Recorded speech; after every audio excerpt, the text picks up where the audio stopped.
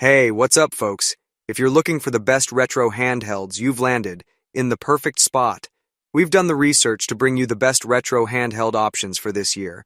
Considering price, performance, and usage scenarios, stick around to discover which retro handhelds is the best fit for you. You can find all the product links with the best deals in the description box below. Our list is in no particular order, so be sure to stay tuned till the end. Let's get started. Number 1. Retroid Pocket 2.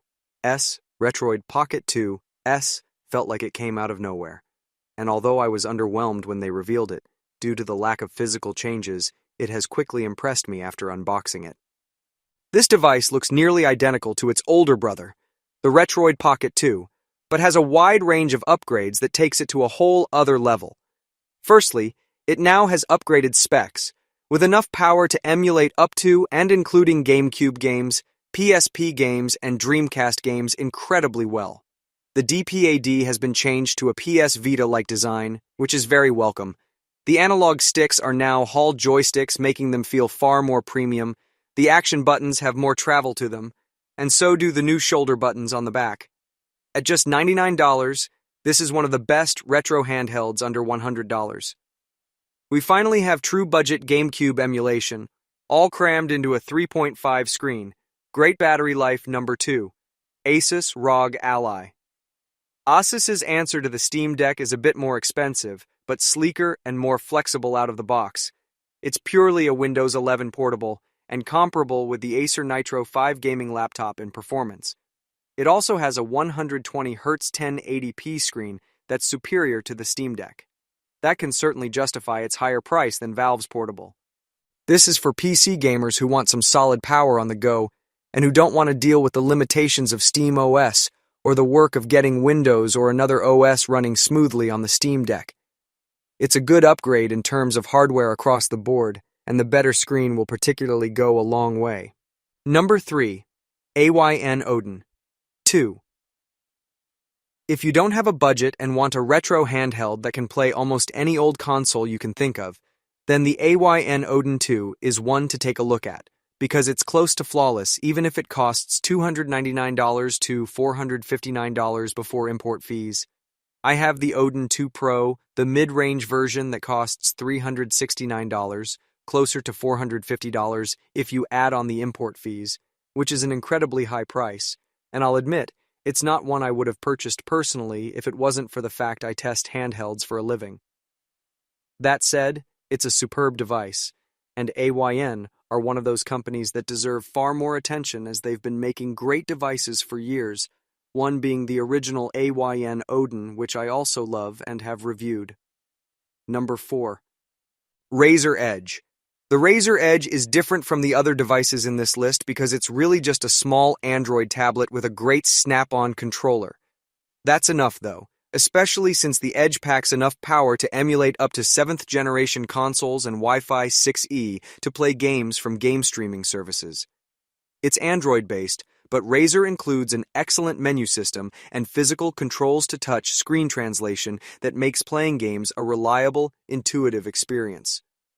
The Edge costs as much as the base-level Steam Deck, but it's really a good halfway point between the cheaper emulation-based handhelds on this list and Valve's portable. It's smaller, easier to carry around, and has much better battery life. The Edge also works well as a small, powerful entertainment tablet after you remove the controllers. Number 5. Evercade is a fascinating handheld so old school that it still uses cartridges. At $20 a pop, each game card comes with a collection of classic games from various publishers, including Atari, Data East, Namco, and Technos. As a bonus, Evercade has HDMI out, so you can connect it to your TV. Technically speaking, the Evercade is an emulation-based system. The game ROMs are simply stored on the cartridges rather than in the system's storage, and to play them, the Evercade emulates numerous older platforms. Like the Nintendo Switch's retro titles, these games and collections are legal and legitimate, since they're authorized by the publishers that own them. This is for retro gamers with eclectic tastes in late 1980s and early 1990s games who want the rush of cartridge collecting, but without paying the exorbitant contemporary prices for the original complete in-box classics. The system's fairly inexpensive. Each cartridge has several different games, and they all look nice on a shelf. Number 6. ModRetro Chromatic. The ModRetro Chromatic is a beautifully crafted handheld designed to play Game Boy and Game Boy cartridges exclusively. This isn't an over-designed device either. It's built specifically to feel and look a Game Boy Color, so much so that it's the world's first pixel-perfect GBC screen, custom-made by ModRetro themselves. Not only that, it features aesthetics from the GBC, a link cable port that allows you to trade and even takes AA batteries too, like the good old days. The box comes with batteries and a new version of Tetris, allowing you to play with the device as soon as you open it up, again, just like the good old days. The Chromatic is surrounded in metal, making it invincible to bumps and scratches, and the display is protected by sapphire glass, which is incredibly expensive and resistant to heavy scratches too. The games work flawlessly. Simply insert the cartridge, flick on the thick on-off switch, and you're ready to go. No setup, no faffing around with emulation settings. Just straight-up Game Boy gameplay on an incredible display that can be easily seen in broad daylight. Number 7. ANBERNIC's ARG 35XXSP, the power of emulation, and the fact it's only $65. The RG35XXSP features a all-winner H701.5 GHz CPU, a Mali G31 GPU, 1 GB of RAM, a 3.5-inch IPS display, 3,300 mAh of battery, Wi-Fi, and Bluetooth, allowing you to hook this up to a display and sync a wireless controller to it to turn it into a portable games console. The build quality is impressive for such an affordable device. I was concerned about the quality of the hinge, but in fact, they've created one that is strong, sturdy, and can be pushed back at 180 degrees, giving the user many different viewing angles. The 4:3 screen ratio makes it great for playing many of your retro games up to and including N64 and Dreamcast games, thanks to the strong specs. Smaller consoles work flawlessly, and the RetroArch emulator will even automatically add visually pleasing bezels around the screen to make it look like you're playing on real hardware. Number 8. AYANEO Pocket Micro. The AYANEO Pocket Micro has quickly become one of my favorite retro handhelds of the year, and it's AYANEO's first dabble into the sub-250 handheld category. They've made one hell of an entrance because this thing features a full metal body, a MediaTek Helio G99 SoC, which can handheld emulation up to GameCube, and some PS2 titles. Not only that, it features a beautiful 3.5 display that can play Game Boy Advance games in 4X resolution, Hall joysticks, incredibly well-made buttons, a fingerprint reader, and a glass-paneled face that gives it that minimal, modern look that makes it stand out from the crowd. Number 9. ANBERNIC RG40 X HDRG 40XXH by ANBERNIC is a device I didn't think I'd like as much as I did.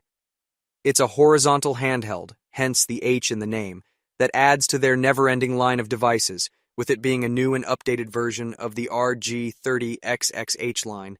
Instead, this time it comes with some new additions.